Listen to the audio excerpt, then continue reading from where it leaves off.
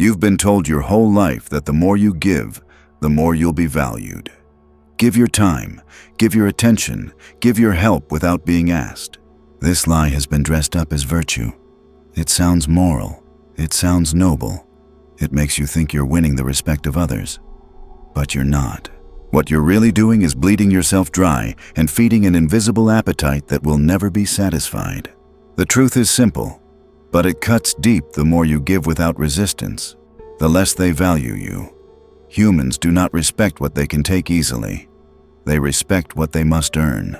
Machiavelli understood this better than most rulers of his time. He warned that a prince who is too generous will drain his resources, be forced to tax his people heavily, and ultimately be hated. Generosity, he said, should be calculated, rare, and strategic, never constant, never free-flowing. And yet, you've been trained to do the opposite. You've been told to be the bigger person, the reliable one, the one they can always count on, which in plain language means the one they can exploit without guilt. You think generosity will build loyalty? In reality, it builds dependency, and dependency breeds contempt. Why? Because when you give too much, you remove the struggle from others' lives. You remove the need for them to fight, to earn, to sacrifice. And when there's no struggle, there's no respect. Consider this in the workplace. The man who always volunteers for the hardest tasks rarely gets promoted. The boss learns he can offload work onto him without reward. The man becomes invisible not because he's unskilled, but because he's predictable. In relationships, it's the same. The one who constantly accommodates, who changes plans, who absorbs blame becomes forgettable. They are present, but never missed. There's a law operating here that most people don't acknowledge. The value of your presence is defined by the cost of your absence. Right now, if you disappeared from certain people's lives, they wouldn't even feel it. That's because you've made yourself too easy to replace. Your actions have taught them that you are an unlimited resource, and unlimited resources are worthless. The irony is that the people you admire, the ones who seem to draw others effortlessly, don't give freely at all. They ration their presence. They make others wait. They leave things unsaid. They let silence hang. This isn't arrogance. It's control. You've been operating under the illusion that you must prove yourself through action, that you must constantly demonstrate value. But the real proof of value is not in what you give, it's in what you can withhold. Machiavelli would tell you to hold power. You must learn the art of measured absence. Not vanishing completely, that's neglect, but appearing rarely enough that each appearance feels deliberate, weighty, earned. Think of a scarce gem compared to a common stone. The gem doesn't move toward you, you move toward it. And the fewer times you see it, the more it stays in your mind. Your mistake is thinking people will move toward you if you keep moving toward them. But human nature works in reverse. The more you close the gap, the more they step back. The more you leave the gap, the more they lean forward. Right now, you are overfeeding them. Your words, your actions, your attention too frequent, too available. And so you create the same effect as drinking too much sweet wine at first. Intoxicating, then sickening. The solution is not to stop giving entirely. That's too blunt, too obvious. The solution is to introduce friction to create the sensation that your attention costs something. Not money, not favors, but effort. When someone must adapt to your time, they value your time. When someone must wait for your answer, they value your answer. When someone must carry the conversation because you choose silence, they value your words. You think this will make you seem cold. It won't. It will make you magnetic, because scarcity creates desire, and calculated scarcity creates control. Every time you give without thought, you're giving away more than time or resources. You're giving away leverage. You're handing over the ability for others to decide how much you matter. That is the core of your mistake. You've been letting other people assign your value. From this point on, you remove that privilege from them. Withholding is not about cruelty. It's about control. And control is the only thing that keeps you from becoming a tool in someone else's hands. Machiavelli understood that a ruler cannot be everywhere, cannot be everything, and should never be accessible to everyone. Presence must be rare. Access must be earned. Why? Because the less someone sees of you, the more they fill in the gaps with their own imagination. And imagination is always more powerful than reality. You've seen this in politics. A leader who speaks every day quickly becomes noise. The public stops listening. But a leader who appears once a month with a calculated message commands attention. Every word is dissected. Every gesture is interpreted. The scarcity of appearance multiplies the weight of the moment. This principle works the same in your personal life. At work, if you're in every meeting, answering every email instantly, attending to every small request, you dilute your position. You appear desperate for involvement. But if you respond selectively, attend only key meetings, and speak only when you have something that changes the direction of the room, you become the man whose voice signals importance. In relationships, this dynamic is even more brutal. The person who is always available becomes a background hum, predictable, taken for granted. But the one who occasionally withdraws, not with hostility, but with intent, forces the other person to notice their absence. They wonder what you're doing, who you're with, why you're not there. Their mind starts to orbit around you instead of the other way around. Withholding creates psychological tension, the same tension that makes people crave what they don't have. You don't need to be aggressive. You don't even need to confront anyone.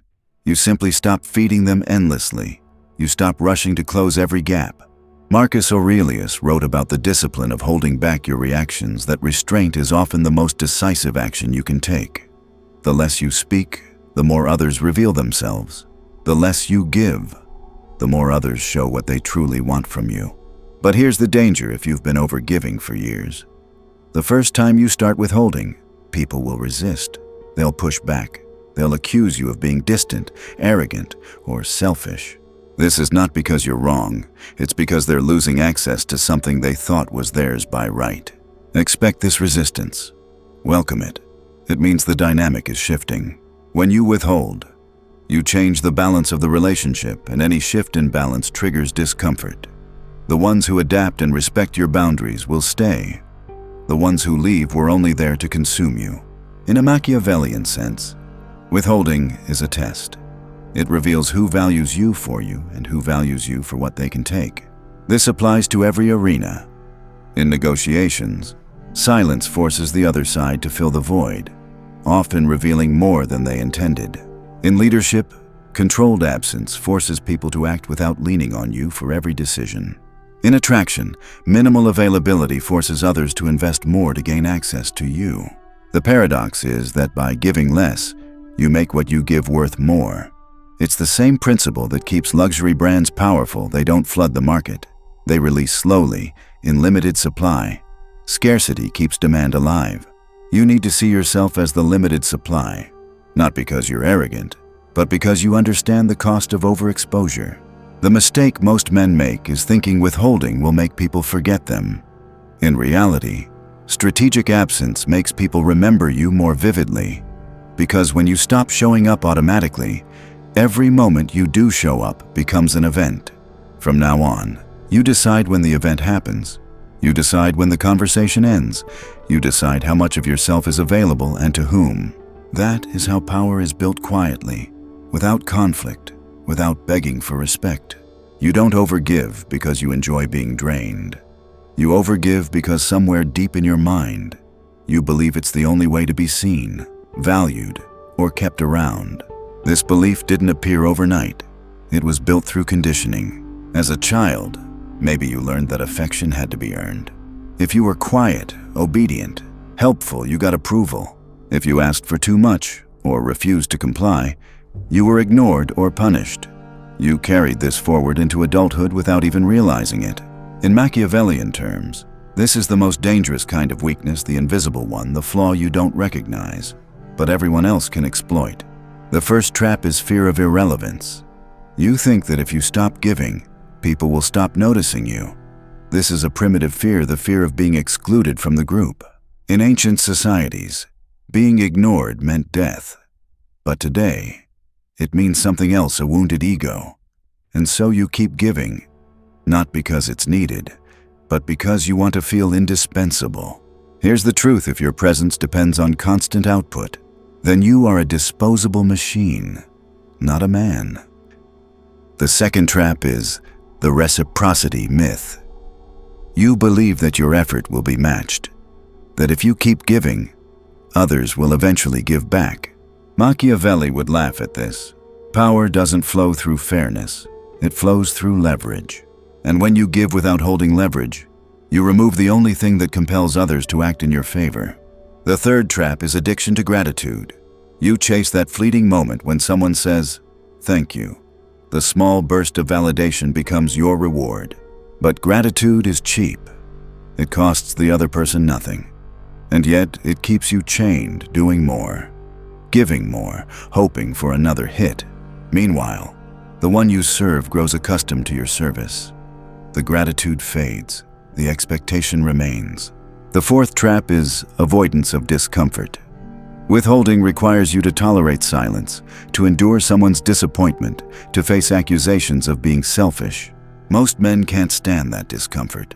So they give not because they want to, but because giving is easier than confronting tension. But here's what Machiavelli understood: the man who can endure discomfort commands the one who cannot. The final trap is mistaking activity for power. You think that constant action, doing more, showing up more, helping more means you're in control. In reality, the one in control is often the one doing less. In negotiations, the silent man forces the other to reveal their position. In war, the army that holds position forces the enemy to make the first move. And in relationships, the one who doesn't rush to fill the gap forces the other to bridge it. These traps are not random. They are predictable patterns. And once you recognize them, you can dismantle them. Machiavelli would tell you the man who gives without limit is not virtuous, he is weak. And weakness invites betrayal. A ruler's first duty is to preserve his own strength, because without strength, he cannot protect his position. Your strength is not in how much you give, but in how much you can afford to keep. From now on, you will not give out of fear. You will not give for thanks. You will not give to avoid silence. You will give only when it strengthens your position, multiplies your influence, or forces the other person to invest more in you. This is not generosity. This is strategy. And strategy does not care about being liked, only about being in control. Withholding alone isn't enough. You can disappear for weeks and still hold no power if no one notices you're gone. Scarcity only works when the thing being withheld has proven value. This is where most men fail. They pull back without having established why their presence matters. They confuse absence with influence. But influence is not absence. It's the anticipation of your return. Machiavelli knew this. A prince who withdraws completely becomes irrelevant. A prince who appears rarely but decisively becomes legendary. The difference is that his scarcity is tied to decisive impact. Your task is to create memorable impact before you withdraw. In the workplace, that means the few times you speak in a meeting, you say something that changes the direction of the discussion. In relationships, it means the moments you are present are sharp, focused, and memorable, not scattered or desperate. In negotiations, it means when you make an offer, it is so clear and firm that your silence afterward becomes pressure. Scarcity without impact is forgettable. Scarcity with impact is unforgettable. Here's the formula: impact plus withdrawal. Influence. Impact plants you in their mind. Withdrawal keeps you there. But to make this work, you must also manage timing. If you appear too often, you dilute the effect. If you disappear too long, they move on. Machiavelli would compare this to governing. If you tax your people too frequently, they rebel. If you never tax them, they grow complacent. The power is in the rhythm, unpredictable enough to keep attention, steady enough to maintain control. There's also framing how others perceive your absence. If you vanish without explanation, it can seem like neglect. If you vanish after making a decisive move, it seems intentional, even strategic. People respect what they cannot fully read. Watch how skilled politicians do it. They appear during moments of crisis with a clear message, then retreat. Watch how high-value individuals socialize. They don't linger. They arrive late, leave early, and never overstay their welcome. Each encounter leaves you wanting the next one. This principle is lethal in attraction. If you've shown you can be warm, present, and intense in short bursts, then withdraw. The other person begins to replay those moments in their mind. They wonder when the next one will come. They adjust themselves to be ready for it. They start doing the work for you. The art is to never give all at once. You give just enough to create appetite, then remove yourself before the appetite is satisfied. It's the same principle used by luxury brands, exclusive clubs, and elite performers. They never give unlimited access. They make you earn each encounter. Understand this, people don't value what's handed to them freely. They value what they must adjust their lives to get. When you create this condition, you become the center of gravity. Others orbit around you, and once you're the center of gravity, you control the pace, the tone, and the direction of every interaction. That is the foundation of influence. Not force, not persuasion, but gravity, the silent pull that makes others move without you having to push. From this point forward, you will no longer fight for attention. You will command it by mastering rhythm, impact, and scarcity. You will stop trying to be seen constantly and instead focus on being remembered decisively. The highest form of power is not when people listen to you. It's when they adjust themselves for you before you've spoken. You reach this state by combining everything you've learned so far: controlled giving, strategic absence, impactful presence, until people know that every move you make is deliberate. In Machiavelli's terms, this is the position of the prince who does not beg for loyalty, but commands it through perception. He does not have to threaten, because people already believe there are consequences for crossing him. He does not have to flatter, because people already seek his approval. The untouchable state begins when you stop chasing entirely. You no longer run toward validation, affection, or opportunity. You become the fixed point in the room, the one others must move toward if they want anything from you. The first effect is psychological inversion. When you stop pursuing, those who are used to being chased feel the loss. They start to question why your attention is no longer automatic. Some will test you, trying to provoke the old pattern. You remain still. You do not react. The lack of reaction becomes the loudest statement you can make. The second effect is selective access. You make it known not through words, but through behavior that not everyone gets your time. Even those close to you must adapt to your pace. This forces them to measure their own value against your standards, not the other way around. The third effect is silent leverage. In negotiations, relationships, and leadership, the one who speaks less and moves slower often controls the tempo. Every pause you create forces others to fill it. Every delay you allow forces others to wait. Every limited appearance you make forces others to focus. But here's what separates this from arrogance. You still act with precision when you choose to act. Your withdrawal is not laziness, it is a weapon. Your absence is not neglect, it is a signal. The untouchable state is not about isolation. It's about becoming a presence so deliberate that people start to compete for it. And once they are competing for it, you have complete control over who receives it and under what terms. Machiavelli warned rulers to avoid being too loved or too hated. To be loved is to be taken for granted. To be hated is to be plotted against. The ideal position is fear mixed with respect, not the fear of harm, but the fear of losing access to you. This is the power of the untouchable. You do not need to defend yourself constantly, because no one wants to risk losing you. You do not need to explain yourself, because your rarity forces others to interpret you in the most favorable way. From now on, you operate like this. You do not give constantly. You do not explain constantly. You do not chase ever. And in doing so, you transform from the man who is always available into the man whose time feels like a privilege. The more you master this, the less you will need to move to make things happen. You will stop exhausting yourself proving worth. You will stop lowering your price for attention. You will stand still and watch them come to you. That is Machiavelli's strategy. That is control.